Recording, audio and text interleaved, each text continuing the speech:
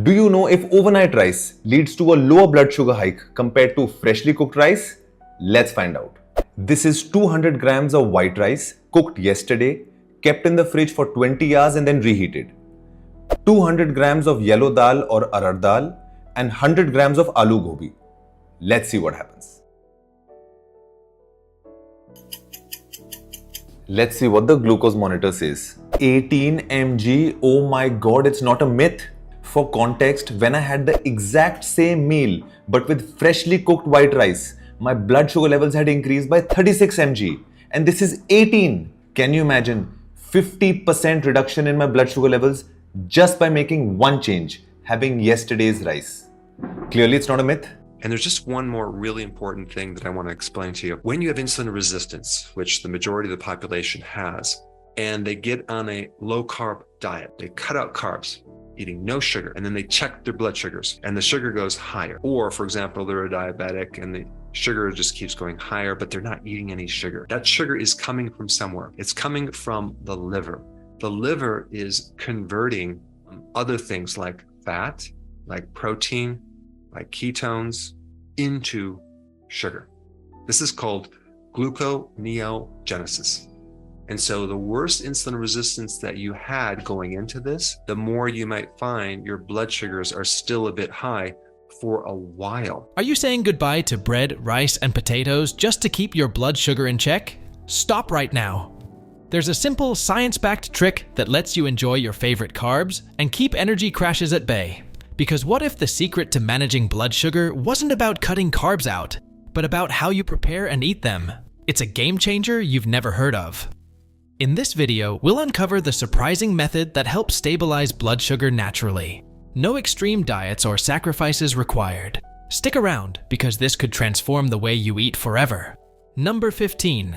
The truth about carbs and blood sugar. What is common in foods like bread, pasta, rice, and even fruits?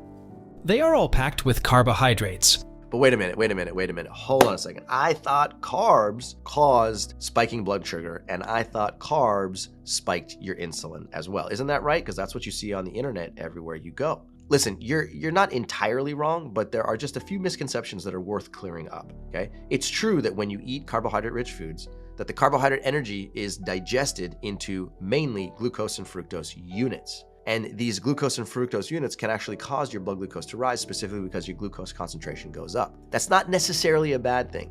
What you have to take into consideration is how quickly does that rise happen and how high does it go, okay? There's a normal aspect of human biology that causes a rise in blood glucose values when you consume a meal. But as long as that blood glucose rise is what's considered physiologically normal, and it doesn't actually go beyond a specific threshold, that is considered a normal physiological response. When we eat them, our bodies break them down into a type of sugar called glucose. This sugar is used by our bodies as energy. But not all carbs are the same. Some are fast digesting, and others are slow. Fast digesting carbs, like white bread or sugary snacks, are quickly turned into glucose, causing your blood sugar to rise really fast. This can make you feel super energetic for a short time, but then you crash, feeling tired and hungry again. On the other hand, slow digesting carbs, like whole grains or vegetables, break down more slowly, giving your body a steady supply of energy without causing a sharp spike in blood sugar. This is why doctors recommend eating more whole foods instead of processed ones. If your blood sugar spikes too quickly and too often, it can lead to health problems like diabetes. In fact, studies show that people who eat a lot of fast-digesting carbs are more likely to develop type 2 diabetes. So, the next time you're picking a snack, choose one that keeps your energy steady instead of giving you a quick sugar rush.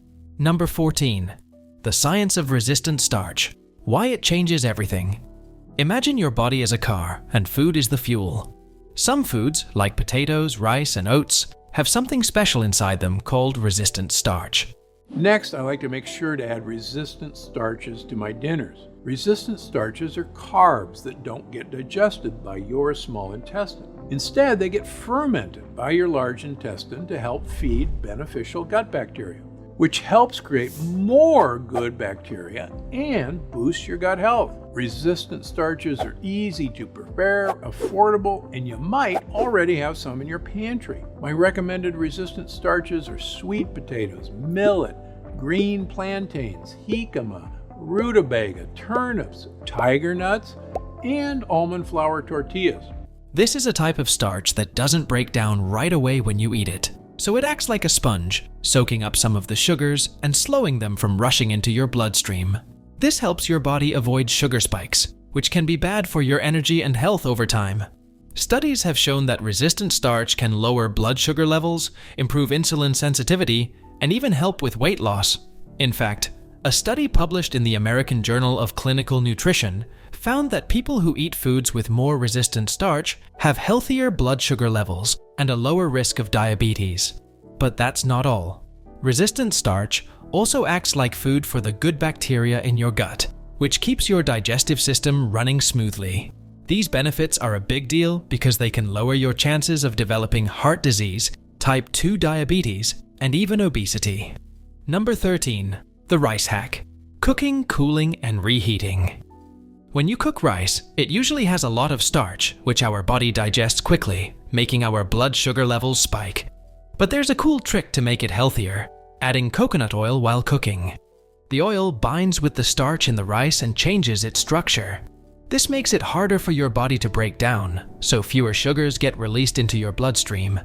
In simple terms, the rice becomes less sugary for your body to handle. Also, if you cook the rice, let it cool down overnight, and then reheat it the next day, the starch changes even more. Cooling the rice turns some of the starch into a type that your body can't digest as easily. Reheating it doesn't undo this effect. So, by doing this, the rice ends up with a much lower glycemic impact, meaning your blood sugar won't rise as quickly after eating it.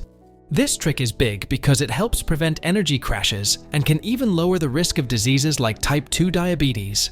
A simple overnight cool down could make your meal much healthier. Number 12. The potato trick. Cold potatoes for better blood sugar. And now, here's another cool trick for better blood sugar. It turns out that cold potatoes can actually be good for you. When you cook potatoes and then let them cool down, something special happens. The starch inside the potatoes changes into a type of fiber called resistant starch. This fiber is great for your gut because it helps feed the good bacteria living there, which keeps your digestive system healthy. But here's the kicker: if you heat the potatoes again after they've cooled, this resistant starch stays in the potatoes, making them even more beneficial. Today I'm going to test a baked potato that's been refrigerated overnight to see if it'll reduce my blood sugar spike. Yesterday I tested a freshly baked potato, and today I'm doing the same test with a refrigerated potato. So apparently refrigerating your cooked potatoes overnight can increase the resistant starch and help prevent blood sugar spiking. I'm really curious to see if this is going to work. All right, it's been a couple of hours. Let's have a look at the glucose monitor to see what happened here. And you can see there's still a spike here, and that's interesting. It is 1.5 millimoles per liter. Let's compare that to yesterday's potato that was not refrigerated. And we can see that that spike was 1.6 millimoles per liter, which is only 0.1 millimole higher, which is very insignificant. So it doesn't look like putting the potato in the refrigerator overnight did anything at all to my blood sugar spike, which is kind of disappointing. I was hoping it would. Stay tuned for more. A study showed that people who ate cold, then reheated potatoes had better blood sugar control compared to those who ate them fresh and hot. This is because the resistant starch slows down how fast your body absorbs sugar, keeping your blood sugar levels more stable. If you want to try it, cook your potatoes, let them cool, then reheat them and enjoy them as a part of your meal. It's an easy way to enjoy delicious food while helping your body stay balanced. Number 11. Pasta and bread. How to choose and prepare them wisely. So today I'm testing whole wheat pasta to see what it does to my blood sugar. So this is exactly 6 ounces of whole wheat pasta. So yesterday I did regular pasta and it really spiked my blood sugar very badly. So I'm really hoping this whole wheat pasta is going to have a better result than the regular pasta. Let's give it a shot. All right, it's been several hours since I've had the pasta. Before we look at today's results, let's have a look at yesterday's results with the regular pasta where I spiked 69 milligrams. Now let's have a look at today's results with the whole wheat pasta. You can see here there is still a significant spike. This went up 60 milligrams, which is still significant. Now, is it better than the regular pasta? Yes, by 9 milligrams. But is it a good choice overall? I would say no on this because it's definitely spiking my blood sugar into an unhealthy range here. So overall, these two pastas are not a good choice for me. Stay tuned because tomorrow I'll be testing what I think may be a better choice. When it comes to pasta and bread, choosing the right ones can make a big difference in how your body handles sugar. You see, most white bread and regular pasta are made from refined flour, which can cause your blood sugar to spike quickly. This happens because these foods are digested fast, and the sugar from them enters your bloodstream all at once. But choosing whole grain bread and pasta, or sourdough, can help keep things steady. Whole grains have more fiber, which slows down digestion and helps prevent those big sugar spikes. Sourdough bread is another smart choice because of the fermentation process used to make it. This process can lower the bread's glycemic index, meaning it won't raise your blood sugar as much. I really want to figure out which pasta is best for my blood sugar, and we're going to start with this regular durum wheat pasta. This is 6 ounces here. As you probably know, pasta is very high in simple carbohydrates, so I am expecting a blood sugar spike here. All right, it's been a few hours. Let's have a look at the glucose monitor to see what happened. And wow, this is a huge spike here. This actually went up 69 milligrams, which is very high. In fact, this is the highest spike that I've ever had with any one food that I've tested, and that's significant. You can also see here that I dipped down. This is my insulin trying to push this down, so my insulin is spiking here, but it wasn't enough, and the spike is going up again. And this is 3 hours later, and my blood sugar is still elevated. So plain pasta for me is definitely not a good idea. Hopefully the next tests I do with different types of pasta will have a much better result. So stay tuned for those. Here's a surprising fact. Cooling pasta before eating it can also help. When you let pasta cool, it forms something called resistant starch, which is like fiber for your gut. This makes the pasta digest slower, keeping your blood sugar in check. It's easy to make these small changes that not only taste great, but also help you feel better. Number 10. Apple cider vinegar and lemon juice, the natural blood sugar balancers. Apple cider vinegar and lemon juice are 2 natural ingredients that can help balance your blood sugar levels. When you drink a little bit of apple cider vinegar before eating, it can slow down the way your stomach empties, which helps keep your blood sugar from spiking too fast after meals. Because apple cider vinegar contains only a trace of carbohydrates, it is unlikely to really disrupt your fast. It may also make you feel fuller while keeping your blood sugar stable. When it comes to apple cider vinegar, less is more in terms of how much you consume though. To get the best results, just use 1 to 2 tablespoons in a bottle of water. You can also make the bottle of water tasty by adding some lime juice, etc. to make it taste a little bit better. Studies show that just 1 or 2 tablespoons of apple cider vinegar before a meal can lower blood sugar levels by about 30%. Lemon juice, with its vitamin C and antioxidants, can also help keep blood sugar steady by making your body more sensitive to insulin. This means it helps your body use sugar better, so it doesn't build up in your bloodstream. A study found that drinking lemon juice with meals can reduce blood sugar spikes by almost 20%.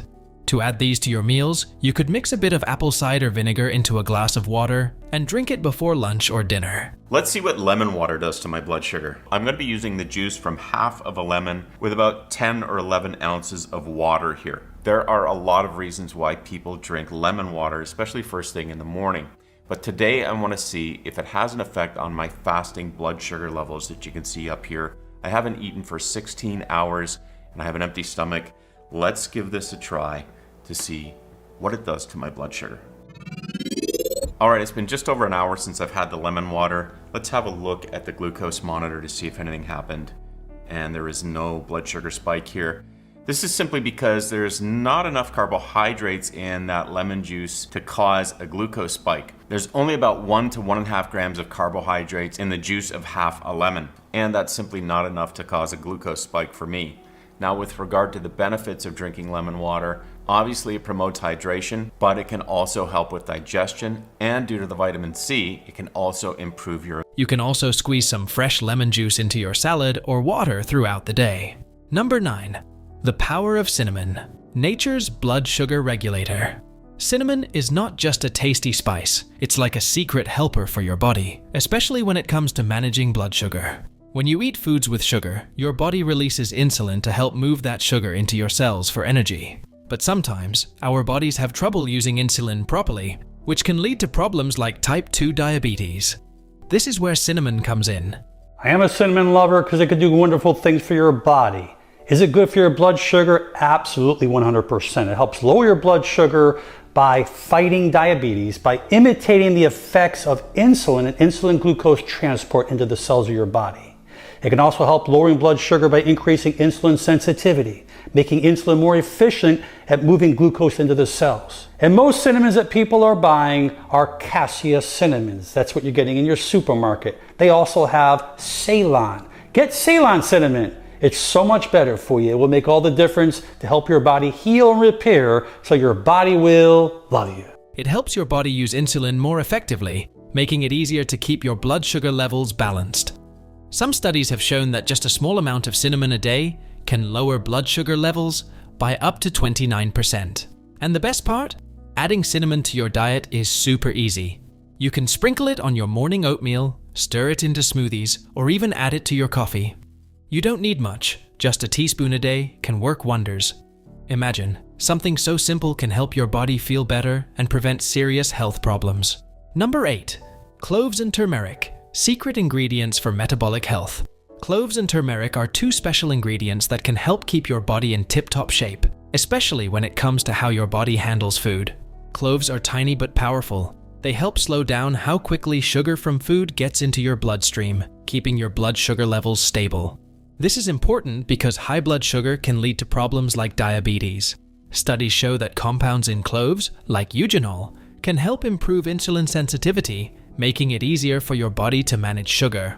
On the other hand, turmeric, the golden spice that makes curry look bright, works wonders by calming down inflammation in the body. There's nothing like turmeric. It's a great anti-inflammatory, it's great for your heart, it can lower blood pressure, it helps fight bacteria and viruses, it helps speed up metabolic rate, and can do wonders for you.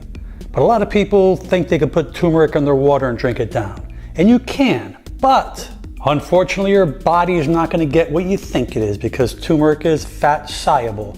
That means it's best to take it with any type of fat. It could be olive oil, avocados, or even taking it with your meal. You can take it with a little bit of black pepper called piperine. It will help absorb better in your digestive tract, as well as heating it up. So it's those three methods that will get turmeric into your body, so your body can love you. Inflammation can mess with your body's ability to handle sugar, but turmeric's main ingredient, curcumin, can lower that inflammation.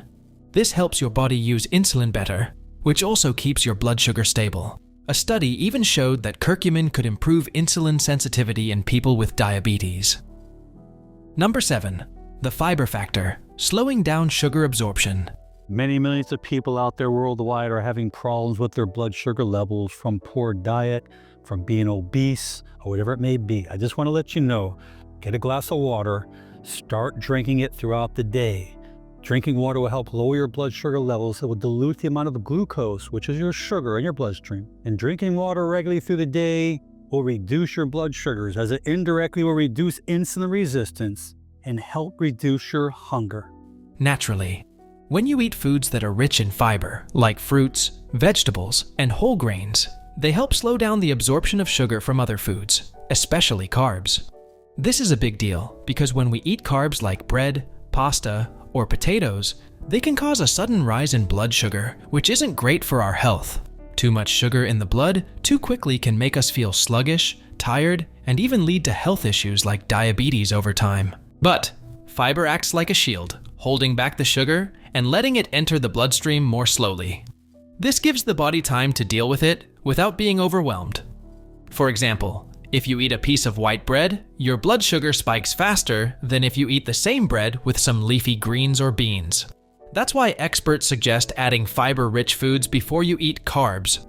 Some great fiber-rich foods are broccoli, berries, lentils, and oats. These foods work like a buffer, helping you avoid sugar spikes. In fact, people who eat high-fiber diets have lower risks of heart disease and diabetes.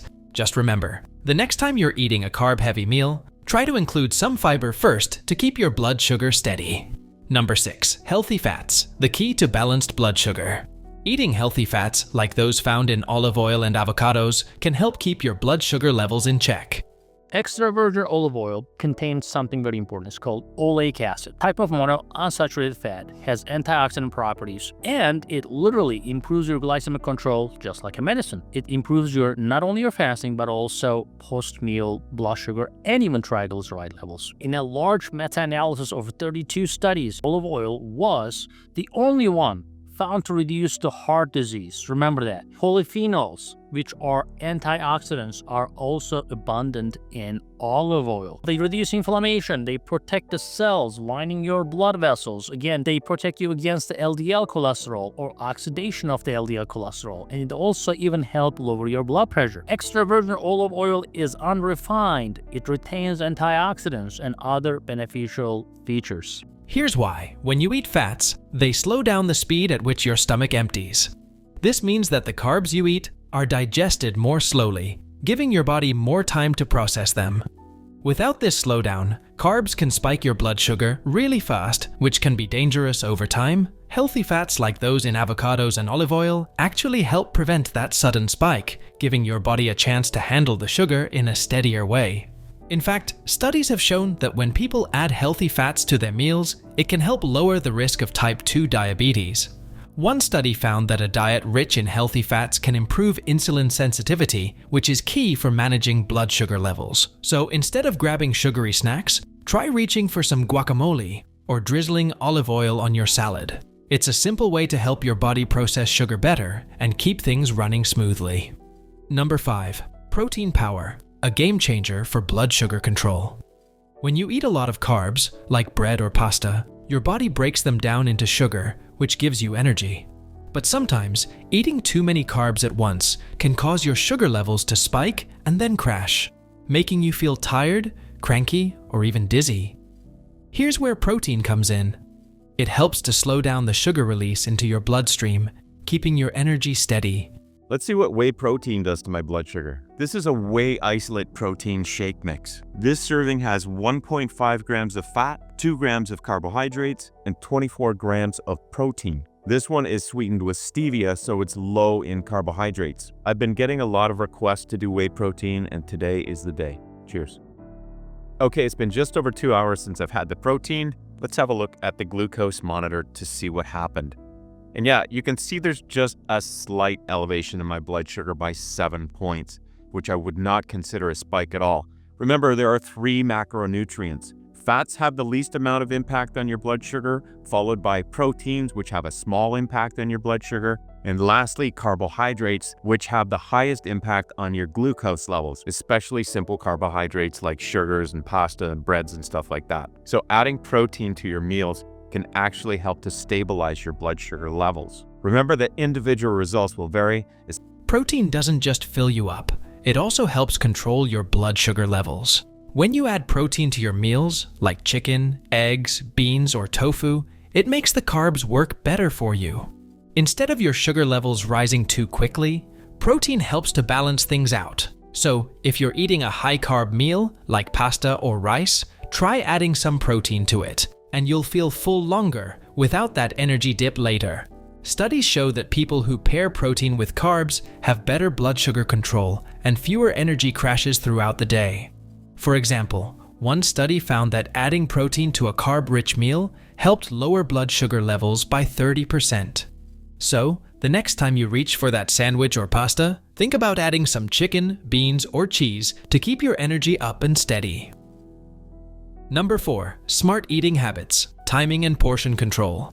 Eating at the right times and controlling how much you eat are super important for keeping your body healthy. When you eat too quickly, your blood sugar can rise faster than it should. This happens because your stomach doesn't have enough time to tell your brain that you're full, so you might end up eating more than your body actually needs. This can lead to a blood sugar spike, which isn't good for your health in the long run. It can even cause your energy to crash later, leaving you feeling tired and sluggish.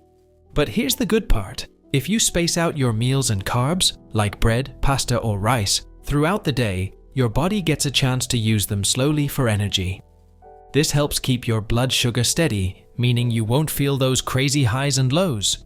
In fact, studies show that people who eat at a slower pace and balance their carbs throughout the day are less likely to have type 2 diabetes and other health problems. It's not about starving yourself, but more about listening to your body and giving it the right fuel at the right time. Number 3. Movement. After meals, the simple trick that works. After we eat, our blood sugar rises because our body is breaking down the food into sugar for energy.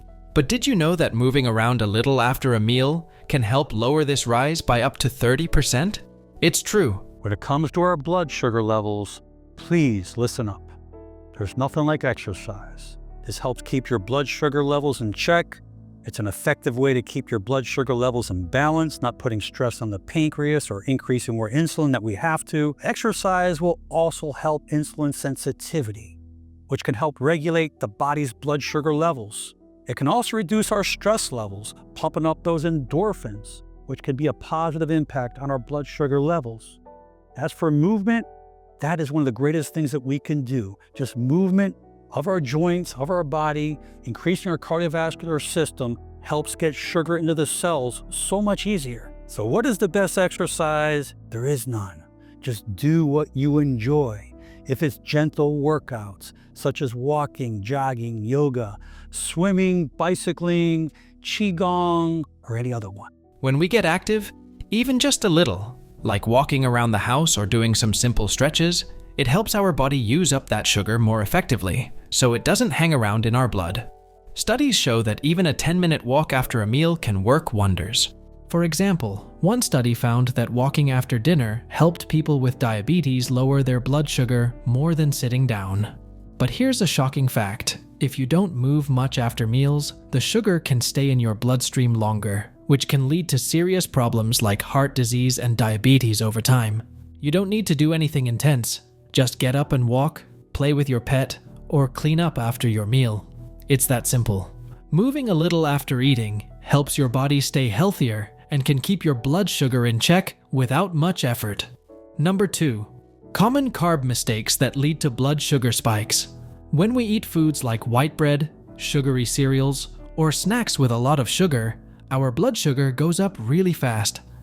This happens because these foods are made from refined carbs, which have been stripped of their fiber. Carb cycling is a complete waste of time, and here's why. Now, carb cycling can be beneficial for contest prep or a professional bodybuilder, but for the average Joe, it's pointless. Now, bodybuilders or during a contest prep will use carb cycle because they will reduce their carb intake to reduce their calorie intake and lose fat during contest prep. And then once you introduce a lot of carbohydrates, if you're lean enough, you will appear more muscular and fuller. But if you're just the average Joe and you're not in the single-digit body fat, there's no reason to be carb cycling at all. There's no benefit to doing low carbs for a few days and then introducing a high carb day, unless you have something like a show or a photo shoot where you want to fill up your glycogen stores and look more muscular. So what you should be doing is eating just a moderate amount of carbs on a daily basis from things that have a low glycemic load, such as boiled sweet potatoes or white or brown rice. And just maintain a calorie deficit if you're looking to lose fat over time. But you don't need to be eating low carbs one day and high carb. Fiber is like a helper that slows down how quickly sugar enters our blood. Without it, sugar floods in quickly, causing our blood sugar to spike. Now, that's not good for our bodies. High blood sugar can lead to insulin resistance, which is when our body stops responding well to insulin, the hormone that helps control blood sugar. Over time, this makes it harder for our body to keep blood sugar at a healthy level. Eating these types of foods too often can also mess with your insulin. If you're eating sugary foods every day, your insulin doesn't work as well, and that can lead to type 2 diabetes. For example, did you know that eating sugary drinks can increase your risk of diabetes by 25%? That's a huge jump. So, it's not just about the sugar, but also how quickly it enters your system. Choosing whole foods with fiber, like fruits, vegetables, and whole grains, can help prevent these problems and keep your blood sugar stable. Number 1. Why most people don't know about these blood sugar hacks. Most people don't realize that a simple trick can help control blood sugar levels, and it has nothing to do with medications. This trick involves resistant starch, which is a type of starch that your body can't fully break down. It works like fiber, slowing down how fast sugar enters your bloodstream. You can find it in foods like cold potatoes, unripe bananas, and beans. But here's the kicker. Most people never hear about it. Why?